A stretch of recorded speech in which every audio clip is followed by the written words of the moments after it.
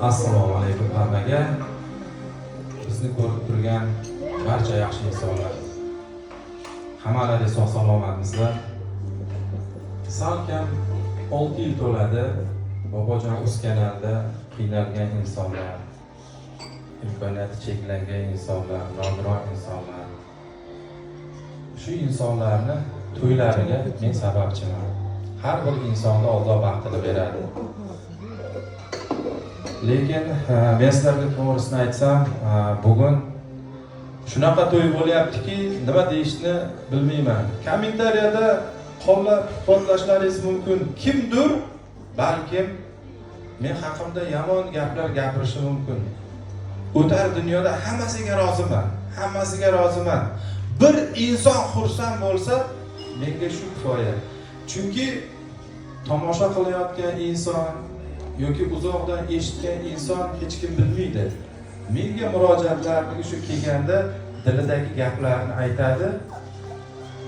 Uni biz haqiqiy yurak bilan qabul qilamiz. Nimaga bu kelin yuzini ko'rsatmayapti? Qanaqa to'y bo'lyapti? Kuyov qani? Qochib ketdimi yoki yo'qmi? Nimaga oqpata kiygan? Nimaga men bu kishini oldidaman? Bugun shunaqa video bo'lyapti.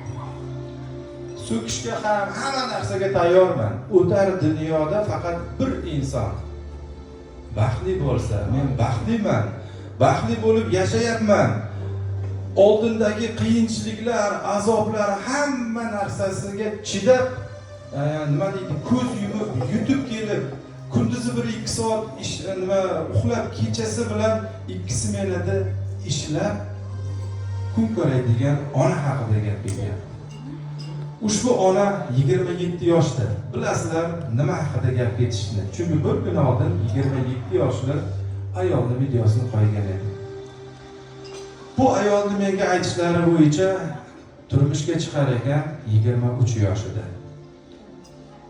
Xullas, 2 ta farzand ko'radi.